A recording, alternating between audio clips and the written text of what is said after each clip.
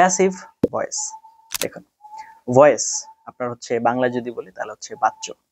কে কথা বলেছে? এখন দেখুন, আমি একটা কথা বলা যে আমি এখন ঘুমাই, ঠিক আছে? আমি এখন ঘুমাই, এটা আমি নিজে বলেছি। সে বলছে যে আমি এখন ঘুমাই, এটা কিন্তু আবার অন্যটায় চলে গেল। তার মানে কিন্তু এখানে আছে বা আমার ঘুম আমাকে দ্বারা পারা হয়, যে টাইপের যে কথাবার্তা আছে। তার মানে আপনার কর্তা যখন আপনি চেঞ্জ করবেন তখন অ্যাক্টিভ প্যাসিভের একটা ব্যাপার চলে আসে। তো আমাদের ইংরেজি লেখার সময় বা বলার সময় আপনার ভয়েস খুবই গুরুত্বপূর্ণ একটা ভূমিকা পালন করে থাকে। অনেক সময় ইনডিরেক্ট স্পিচ, যেটা হচ্ছে আপনার আমাকে দ্বারা করা হয়েছে এরকম মিনিং আনার জন্য অনেক সময় আপনার প্যাসিভ ভয়েসের দরকার হয়, অথবা যেখানে সাবজেক্ট নেই ওই জায়গাগুলোতে প্যাসিভ ভয়েসের দরকার হয়। তো আজকের আমরা এই লেসনে প্যাসিভ ভয়েস সম্পর্কে ডিটেইলে জানার চেষ্টা করব। চলুন, without wasting time, আপনাদের ইংরেজি কম্পিউটার স্ক্রিনে, before that, welcome to our channel Banglish. This is the platform where you will get to know about your all the basic courses like spoken English, writing, phonetics, presentation and all the materials you will get.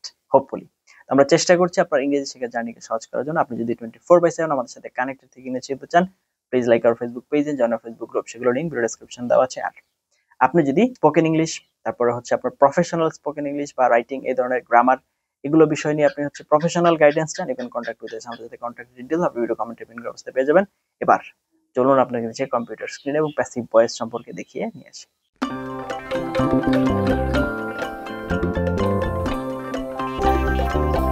তো এখানে আমরা যে জিনিসটা আজকে দেখব সেটা হচ্ছে passive voice.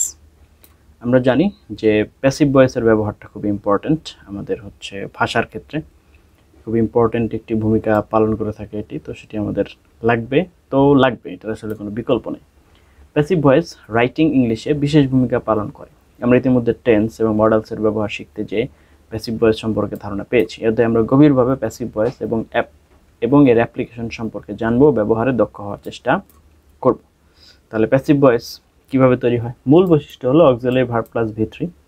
তো প্যাসিভ ভয়েসে অক্সিলারি ভার্বের ব্যবহারটা গুরুত্বপূর্ণ। তাহলে প্রেজেন্ট ইনডিফিনিট টেন্সে কারা ব্যবহৃত হয়? এম, ইজ, আর প্লাস ভি3, এটা হচ্ছে মূল স্ট্রাকচার। করা, যাওয়া, খাওয়া হয়, the work is done by him. Present continuous, সেক্ষেত্রে এম, ইজ, আর থাকবে প্লাস বিং যোগ হবে, তারপরে হচ্ছে ভি3। করা, যাওয়া, খাওয়া হচ্ছে মানে continue. Quran is being recited by হাফেজ। ওকে, এরপর হচ্ছে present perfect tense, has been অথবা হ্যাভ বিন প্লাস ভি3, করা, যাওয়া, খাওয়া হয়েছে। She has been escaped from jail. Past indefinite, was, were plus ভি3, করা, যাওয়া, খাওয়া হলো। Rome was not built in a day, Rome একদিনে তৈরি হয়নি। Past continuous, was, were, being plus ভি3, করা, যাওয়া, খাওয়া হচ্ছিল। They were being played in the rough weather, তারা রাফ ওয়েদারে খেলাধুলা করছিল আর কি। Past perfect tense, had been plus ভি3, করা, যাওয়া, খাওয়া হয়েছিল। We had been suffered much. এরপর হচ্ছে future indefinite, shall, will be plus ভি3, করা, যাওয়া, খাওয়া হবে। The constitution will be reconstituted, মানে হচ্ছে সংবিধান আবার কি হবে? আপনার হচ্ছে সংশোধন হবে। Future continuous tense, shall, will be plus being plus ভি3, করা, যাওয়া, খাওয়া হতে থাকবে। They will be waited there for long. Perfect future perfect tense, shall, will, have, been plus ভি3, করা, যাওয়া, খাওয়া হয়ে থাকবে। Meeting will have been called again. খেয়াল করে দেখুন, এখানে কিন্তু আপনাদের হচ্ছে কি নেই? পারফেক্ট কন্টিনিউয়াস টেন্সটা নেই। প্রেজেন্টের 3টা, পাস্টের 3টা এবং ফিউচারের 3টা। তো এই হচ্ছে মোটামুটি আপনাদের এটার ক্ষেত্রে বিষয়। তো একটু এই স্ট্রাকচারগুলো খেয়াল করলে আমাদের জন্য সুবিধা হবে আর কি। এরপরে আমরা আছি প্যাসিভের ক্ষেত্রে। তো প্যাসিভের ক্ষেত্রে রুলস কি? কমন রুলস, বি প্লাস ভি3 আর হচ্ছে মডেলস। তাহলে ক্যান বি প্লাস ভি3, করা হতে পারে, যেতে পারে, it can be done. May be plus ভি3, করা হতে বা যেতে পারে, I may be gone there. Might could be plus ভি3, করা হতে পারতো, it could be done. Would be plus V3, she would be gone there. Must be plus V3, অবশ্যই করা হবে, the work must be finished. Should be plus ভি3, করা উচিত বা হয় হলে, we should be worked. Have, has not, has to be plus ভি3, করা, যাওয়া, হয় হবে। Nila has to be gone to market. Had to be plus ভি3, করা বা খাওয়া হয়েছিল। she had to be gone to বাজার। used to be plus V3 করা বা খাওয়া হতো। রহিম used to be done exercise। need to be plus V3 করা প্রয়োজন। the lesson need to be completed in due time। dare to be plus V3 সাহস করা হয়। she dares to be gone to abroad। ওকে, তাহলে হচ্ছে modals এর ক্ষেত্রে। আচ্ছা, এরপরে আসি আমরা একটা গুরুত্বপূর্ণ কথা, তা হলো আমরা প্যাসিভ ভয়েসকে শিখেছি টেক্সট বুকে ট্রান্সফরমেশন অফ সেন্টেন্স হতে, যার কারণে আমরা কেবল অ্যাক্টিভ টু প্যাসিভ করা ছাড়া প্যাসিভ ভয়েসের কোনো বাস্তব প্রয়োগ করতে পারিনি। এই অধ্যায়ে প্যাসিভ ভয়েসের বাস্তব প্রয়োগের উপর জোর দেওয়া হয়েছে। প্যাসিভ ইন মেকিং কোয়েশ্চেন্স, যখন আমরা কোয়েশ্চেন তৈরি করতে যাব, যদি আমরা প্যাসিভে করতে চাই সেক্ষেত্রে কী হবে? প্রথমে হচ্ছে WH কোয়েশ্চেন আসবে, ওয়ার্ডটা আসবে, তারপর প্রয়োগ দিলে ভার্ব আসবে, তারপরে সাবজেক্ট আসবে, তারপরে আমার প্যাসিভ টেন্স অনুযায়ী বি, বিং, বিন কোনটা আসবে, তারপরে V3 কনস্ট্যান্ট সবগুলোর ক্ষেত্রে বাই অথবা টু প্লাস অবজেক্ট। ওকে, এভাবে হবে আর কি। তাহলে অ্যাক্টিভ কীভাবে হলো? I am doing the sum, আমি অঙ্ক করছি। তাহলে এটা প্যাসিভ কীভাবে হলো? The sum is being done by me.